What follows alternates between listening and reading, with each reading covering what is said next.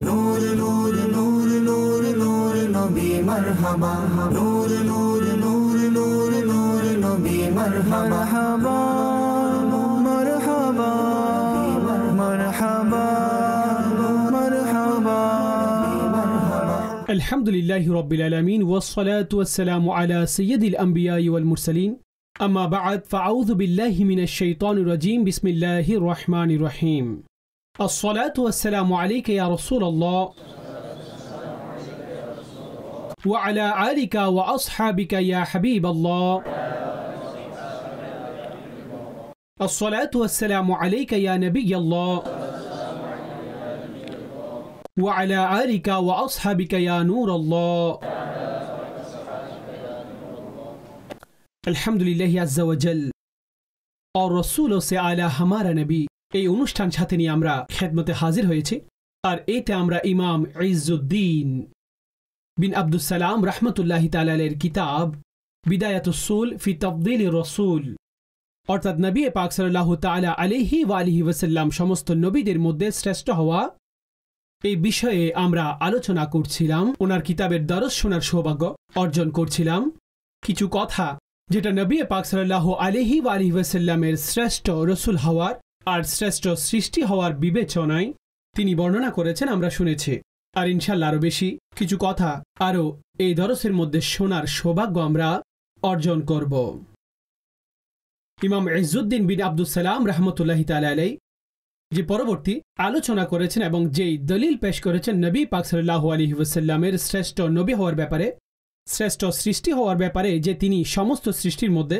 শ্রেষ্ঠ তিনি বিশেষভাবে অনুসরণের যোগ্য কুরআনে মাজিদ ফুরকানে হামিদের মধ্যে আল্লাহ জাল্লা শানুহু নবী পাক সাল্লাল্লাহু তাআলা আলাইহি ওয়া আলিহি ওয়াসাল্লাম ওনার শান বর্ণনা করতে গিয়ে ইরশাদ করেছেন ইন্না ফাতাহনা লাকা ফাতহাম মুবিনা যে আমি আপনাকে প্রকাশ্য বিজয় দান করেছি প্রকাশ্য বিজয় দান করেছি যাতে আল্লাহ পাক আপনার কারণে আপনার সাদকায় আপনার পূর্ববর্তী পরবর্তীদের গুনাহসমূহ ক্ষমা করে দিবেন লিয়াগফিরা লাকাল্লাহু মা তাকদ্দামা মিন যামবিকা ওয়া মা তাআখার যে আল্লাহ পাক আপনার ওসিলায় আপনার সাদকায় আপনার পূর্ববর্তী পরবর্তীদের গুনাহ ক্ষমা করে দিবেন এখানে যে তরজমা আমি আপনাদের সম্মুখে উপস্থাপন করেছি এটা ইমাম আহলে সুন্নতের তরজমার একটি অংশবিশেষ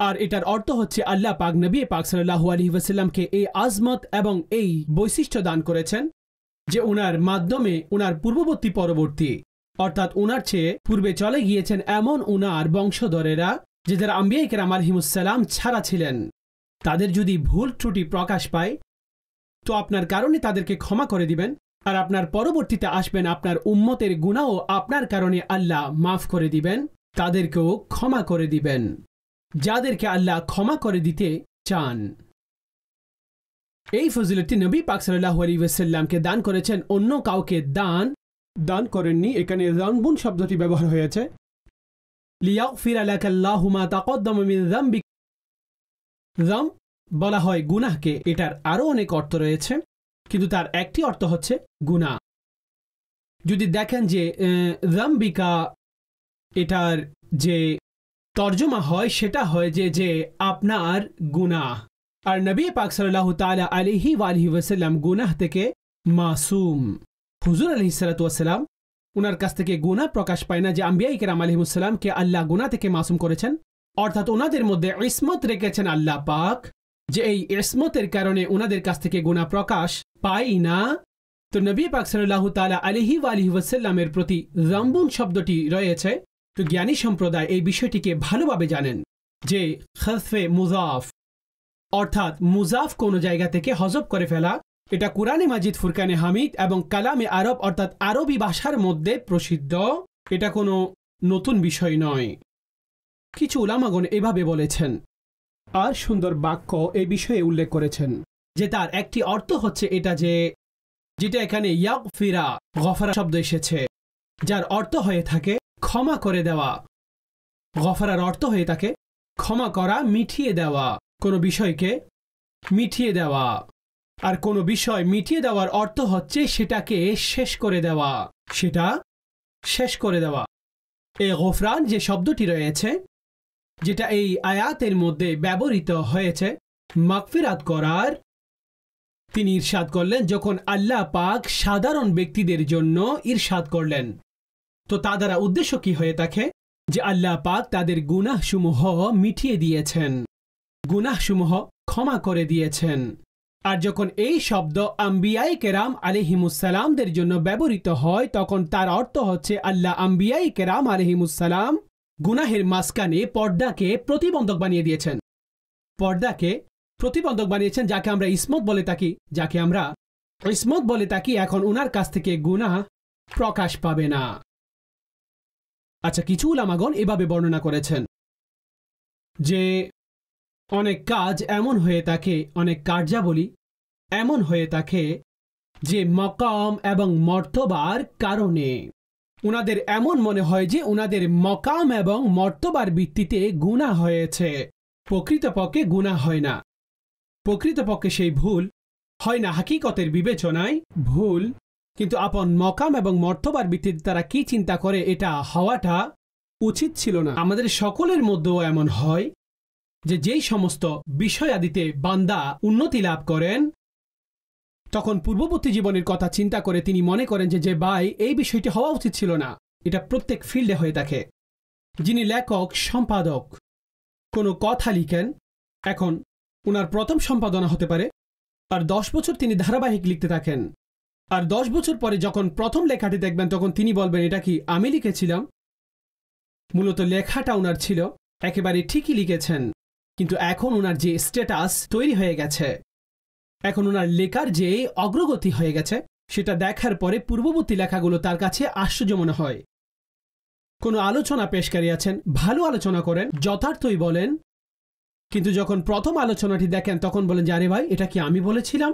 মূলত সেটাও ঠিক আছে, কিন্তু এখন বলতে বলতে তিনি এই পর্যায়ে পৌঁছে গেছেন প্রথম বলাটা ওনার কমতি অনুভব হয়। ঠিক আছে, তো নবী পাক সাল্লাল্লাহু আলাইহি ওয়াসাল্লাম যেই সময় যেটা বলেছেন সেটাই সর্বোচ্চ কথা ছিল, কোনো কমতি তার মধ্যে ছিল না, কোনো ধরনের কোনো কমতি তার মধ্যে ছিল না।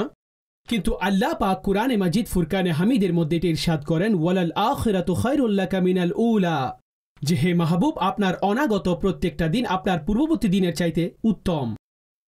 অনাগত সময় আগের সময়ের চেয়ে উত্তম, এটা আল্লাহ পাক ইরশাদ করেছেন। তো এই ব্যাপারে কিছু উলামাগণ বলেছেন যে নবী পাক সাল্লাল্লাহু তাআলা আলাইহি ওয়াসাল্লাম যেই কাজ যেই সময় করেছেন সেটা ছিল উত্তম, সর্বশ্রেষ্ঠ, কিন্তু উনার মকাম এবং মর্তবা সব সময় এমন যে বুলন্দ হচ্ছেন। আর যখন মর্যাদা বৃদ্ধি পায় তখন পূর্ববর্তী কাজগুলোকে দেখলে মূলত এটা তিনি বলেন যে কাজ হওয়া উচিত ছিল, যে কর্ম হওয়া উচিত ছিল সেটা এই ধরনের হওয়া উচিত ছিল। তো সেই জন্য নবী পাক সাল্লাল্লাহু আলাইহি ওয়াসাল্লাম আল্লাহর বারগাহে ইস্তিগফার করতেন, তার উপরে ইস্তিগফার করতেন। আর এইখানে যে মাফ করার বিষয়টি এসেছে সেটা এই বিবেচনায় এসেছে, প্রকৃত দিক থেকে এখানে কোনো কমতি নেই, কিন্তু মকাম মর্তবা বৃদ্ধি পাওয়ার পরে যা পূর্ববর্তী কাজ রয়েছে তার মধ্যে যে কমতি হুজুর আলাইহিস সালাতু ওয়াস সালামের অনুভব হচ্ছে তা আল্লাহ পাক ক্ষমা করে দিয়েছেন। এই চমৎকার বিষয়টি উলামায়ে কেরাম বর্ণনা করেছেন। তো কিন্তু এই যে সমস্ত কথাসমূহ বলা হয়েছে এটা শুধুমাত্র হুজুর আলাইহিস সালাতু ওয়াস সালামের জন্য নির্ধারিত। এই জন্য কিয়ামতের দিন যখন আম্বিয়ায়ে কেরাম আলাইহিমুসসালামের বারগাহে মানুষ খেদমতে হাজির হবেন তো তিনি কি বলবেন যে নফসি নফসি ইযহাবু ইলা গায়রি, প্রত্যেকে নিজের পূর্ববর্তী জীবনের কথা চিন্তা করবেন। মূলত সেটা গুনাহ হবে না, কিন্তু তাদের যে বিচ্যুতি হয়েছে, ইস্তিহাদি দিক থেকে ভুল ভ্রান্তি হয়েছে সেগুলো স্মরণ করবেন। আদম আলাইহিস সালাতু ওয়াস সালাম ওনার বিষয়গুলো স্মরণ করবেন যে আমি সেই গাছ থেকে খেয়েছিলাম, আর অনুরূপভাবে ইব্রাহিম আলাইহিস সালাতু ওয়াস সালাম ওনার বিষয়াদিগুলো খেয়াল করবেন, মুসা আলাইহিস সালাতু ওয়াস সালাম ওনার বিষয়গুলো স্মরণ করবেন। প্রত্যেকেই বলবেন ইযহাবু ইলা গায়রি, অন্য কারো কাছে যাও। নবী পাক সাল্লাল্লাহু তাআলা আলাইহি ওয়াসাল্লামের বারগাহে যখন মানুষ আসবেন, সৃষ্টি আসবেন, তো হুজুর আলাইহিস সালাতু ওয়াস সালাম এটা বলবেন না, বরং বলবেন আনা লাহা, যে আজ আমি এই কাজের জন্য আছি। অর্থাৎ একেবারে সমস্ত সৃষ্টি, একেবারে সমস্ত আম্বিয়ায়ে কেরাম আলাইহিমুসসালাম ওনারা আপন আপন চিন্তামগ্ন থাকবেন। মূলত সমস্ত আম্বিয়াই কেরাম আলাইহিমুসসালাম হচ্ছেন জান্নাতি, আর ওনারা ওনাদের অবস্থান সম্পর্কে অবশ্যই অবহিত, কিন্তু ওনাদের এই যে ভয় থাকবে, এটা কি? ওনাদের জাহান্নামে যাওয়ার ভয় নেই যে নাউজুবিল্লাহ আল্লাহ ওনাদেরকে জাহান্নামে নিয়ে যাবেন। ওনারা কাতই জান্নাতি, আল্লাহ পাক ওনাদের সাথে এই ওয়াদা করেছেন, আর আল্লাহ পাক আপন ওয়াদার খিলাফ কখনো করেন না। ওনাদের এই ভয় হচ্ছে মূলত আল্লাহ পাকের অসন্তুষ্টির, অর্থাৎ হাবিব মাহবুব কোনো শাস্তি না দেয়, কোনো ধরনের কোনো তিরস্কার অন্য কিছু না করেন, অর্থাৎ অন্য কোনো ধরনের শাস্তি না দেন, শুধুমাত্র এটা জানা যায় যে হাবিব আমার প্রতি অসন্তুষ্ট, মাহবুব আমার প্রতি অসন্তুষ্ট। তো মুহিবের জন্য, সত্যিকার আশিকদের জন্য এটাই অনেক বড় শাস্তি, এটা এক ধরনের অনেক বড় আযাব ওনার জন্য হয়ে থাকে। তো এই আম্বিয়াই কেরাম আলাইহিমুসসালামের নাউজুবিল্লাহ কোনো ধরনের আযাবের ভয় নেই যে ওনাদেরকে নাউজুবিল্লাহ জাহান্নামে দেওয়া হবে, অন্য কোনো আযাব ওনাদেরকে দেওয়া হবে, এটা তো ওনাদের জন্য নেই। ওনাদের তো মিম্বরে বসানো হবে, আর ওনাদেরকে তো প্রোটোকলের সাথে ময়দানে মাহশরে উপস্থিত করা হবে, মূলত সেই সময় যখন আল্লাহ রাগান্বিত হয়ে যাবেন আর উনি যে কঠিন হবেন, সেই ভিত্তিতে তাদের চিন্তা থাকবে যে আল্লাহর এই অবস্থায় যেন তিনি আমাদের উপরে নারাজ না হন। এই বিষয়েই মূলত ওনারা ভয় করবেন। নবী পাক সাল্লাল্লাহু তাআলা আলাইহি ওয়া আলিহি ওয়াসাল্লাম আল্লাহর সেই মাহবুব যে কোনো অবস্থায় আল্লাহর অসন্তুষ্টির কোনো ভয় থাকবে না। এটা নবী পাক আলাইহিস সালামের সমস্ত আম্বিয়া কেরাম আলাইহিমুসসালামের চাইতেও শ্রেষ্ঠ হওয়ার দলিল।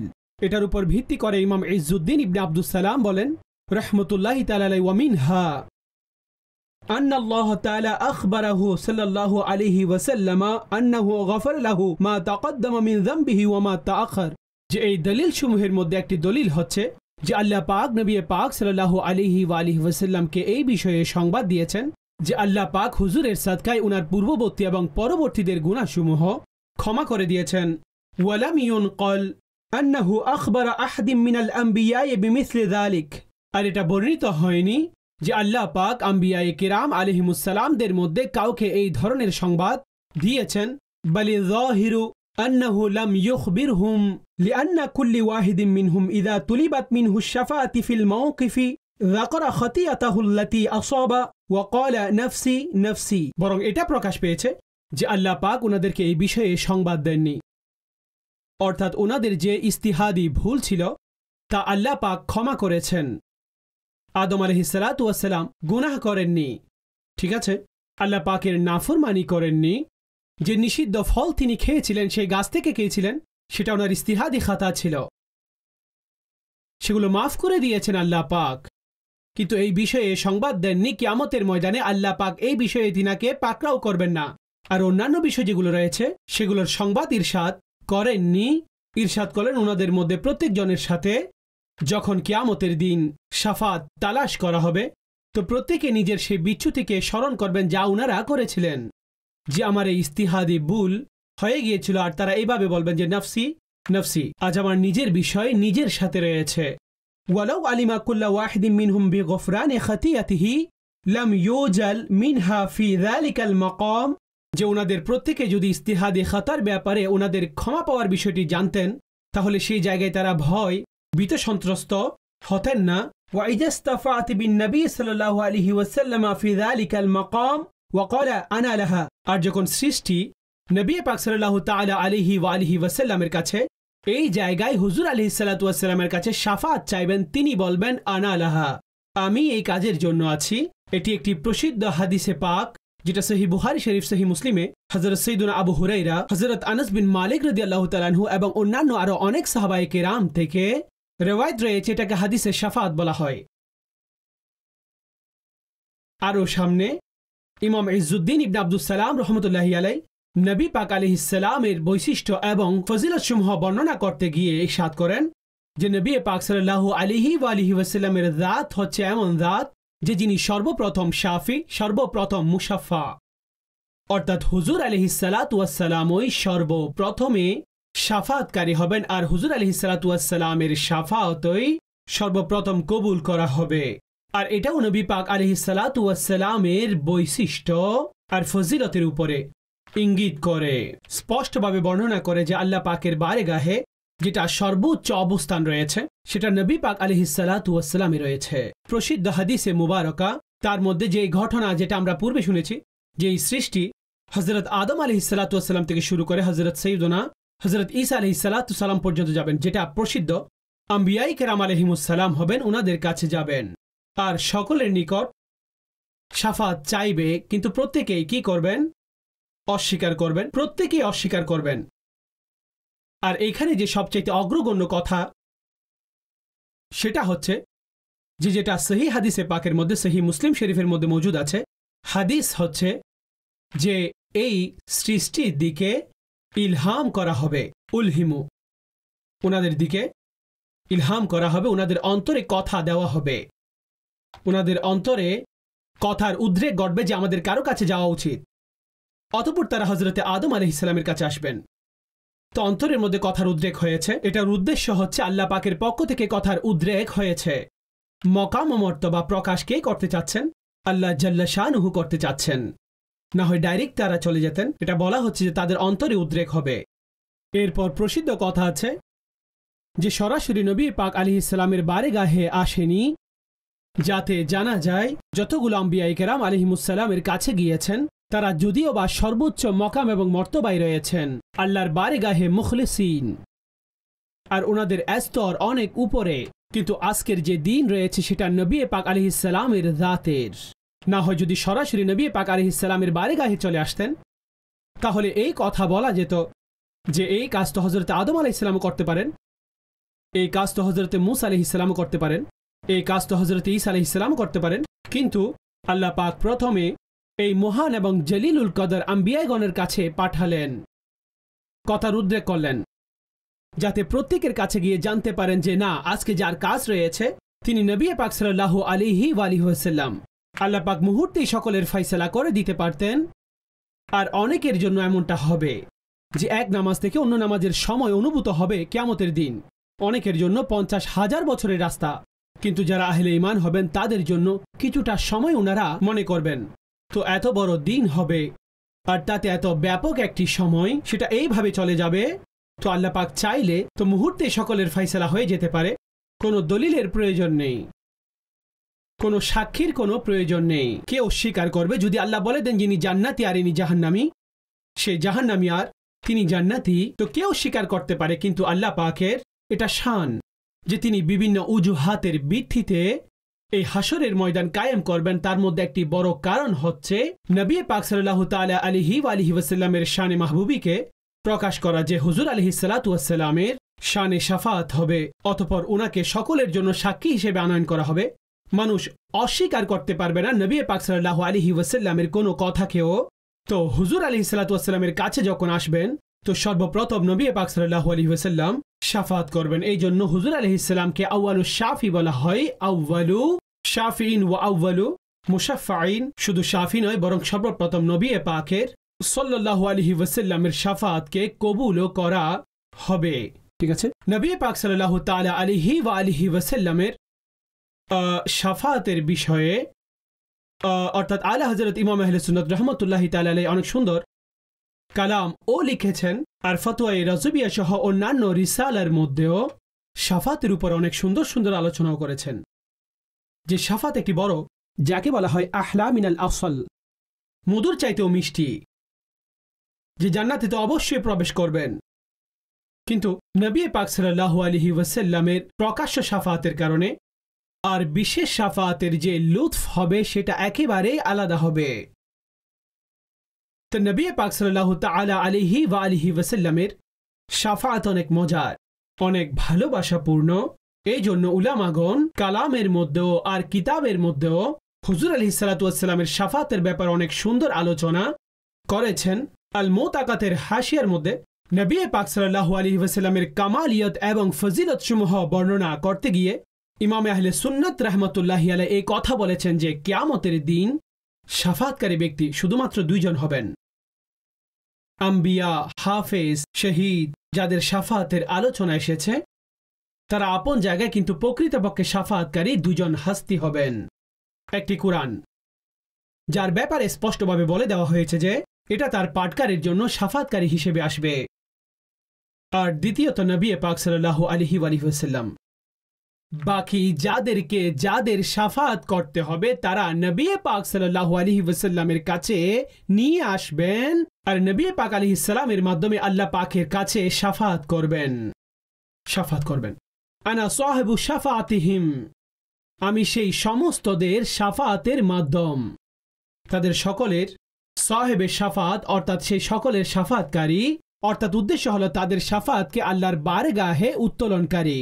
তো নবী পাক সাল্লাল্লাহু তাআলা আলাইহি ওয়া আলিহি ওয়াসাল্লাম তিনি আউয়ালে শাফি আর আউয়ালে মুশাফা ইরশাদ করলেন, ওয়া মিনহা আন্নাহু সাল্লাল্লাহু আলাইহি ওয়াসাল্লাম আউয়ালু শাফিন ওয়া আউয়ালু মুশাফাইন ওয়া হাযা ইয়াদুল্লু আলা তাখসিসিহি ওয়া তাফদীলিহি সাল্লাল্লাহু আলাইহি ওয়াসাল্লাম।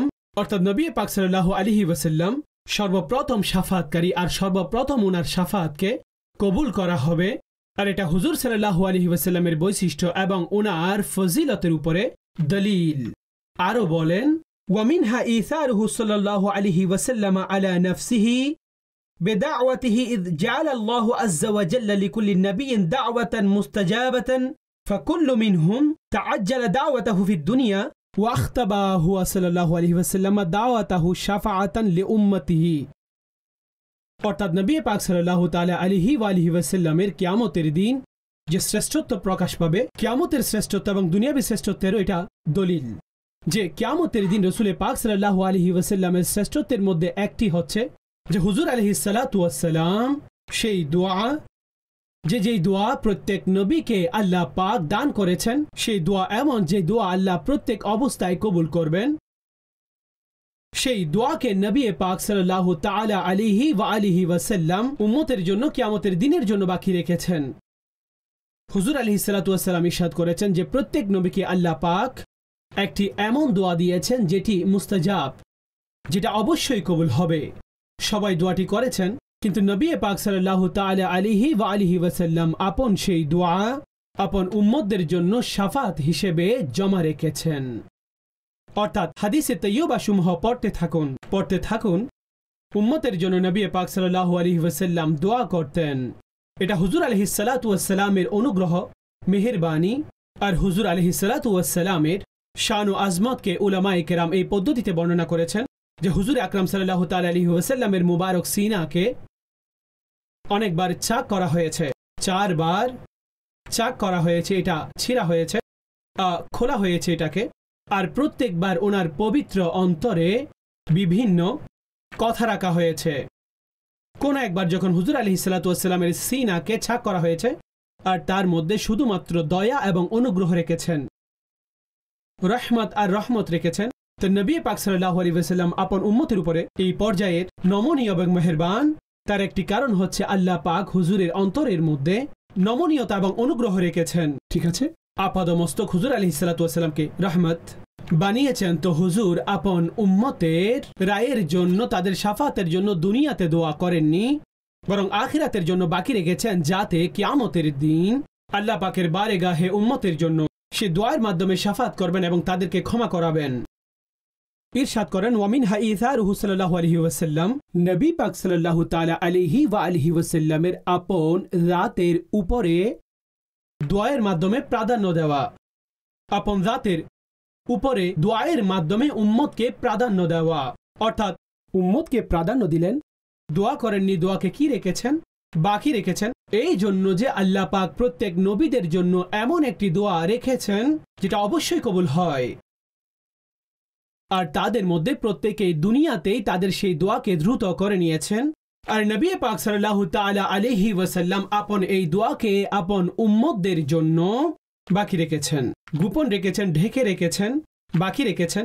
যেমন বুখারী শরীফের হাদিসে পাক সাইয়েদনা আবু হুরায়রা রাদিয়াল্লাহু তাআলা আনহু রিওয়ায়াত করেন, তিনি বলেন নবী পাক সাল্লাল্লাহু আলাইহি ওয়াসাল্লাম ইরশাদ করেছেন, লিকুল্লি নাবিয়্যিন দাওয়াতুন ফাউরিদু ইনশাআল্লাহু আখতাবিয়া দাওয়াতি শাফাআতান লিউম্মতি ইয়াউমাল কিয়ামা। অর্থাৎ প্রত্যেক নবীদের জন্য একটি দোয়া হয়ে থাকে, তো আমি ইচ্ছে করেছি আমি আমার সেই দোয়াকে আমার উম্মতের শাফাতের জন্য কিয়ামতের ময়দানের জন্য বাকি রাখব। গোপন রেখেছেন। এটা নবী পাক সাল্লাল্লাহু আলাইহি ওয়াসাল্লামের অনুগ্রহ, মেহেরবানি যে সে দোয়া দুনিয়ার মধ্যে করেননি, বরং আখিরাতের জন্য বাকি রেখেছেন। এমনিতেই আম্বিয়া কেরাম আলাইহিমুস সালামের দোয়া সব দোয়াই কবুল হয়ে থাকে, কিন্তু কিছু বিশেষ দোয়া থাকে যেগুলো আল্লাহ পুরস্কার হিসেবে দিয়েছেন, যে যা চাওয়ার আছে চেয়ে নিন। তো নবী পাক সাল্লাল্লাহু আলাইহি ওয়াসাল্লাম সেই দোয়া কিয়ামতের জন্য বাকি রেখেছেন। রব্বুল ইজ্জত জাল্লা ওয়া আলা আমাদের সকলকে নবী পাক সাল্লাল্লাহু আলাইহি ওয়াসাল্লামের এই বিশেষ ধরনের শাফাতের মধ্যে অংশদান করুন, আর আমাদেরকে আমাদের পরিবার সন্তানকে সমস্ত অবস্থায় নবী পাক সাল্লাল্লাহু আলাইহি ওয়াসাল্লামের অধিক মুহাব্বত দান করুন। আর নবী পাক সাল্লাল্লাহু আলাইহি ওয়াসাল্লামের শাফাআতের যে মাধ্যম রয়েছে সেগুলো আল্লাহ পূর্ণ করার তৌফিক দান করুন। আমাদের আপনাদের জীবন ধারণে হুজুর আলাইহিস সালাতু ওয়াস সালামের জীবন পদ্ধতি অনুসরণ করার তৌফিক দান করুন। যা ওনার হক রয়েছে আল্লাহ পাক সেগুলো আদায় করার আমাদের তৌফিক দান করুন। আমিন বিজাহিন নবীল আমিন সাল্লাল্লাহু তাআলা আলাইহি ওয়া আলিহি ওয়াসাল্লাম। নূর নূর নূর নূর নূর নবী মারহাবা, নূর নূর নূর নূর নূর নবী মারহাবা।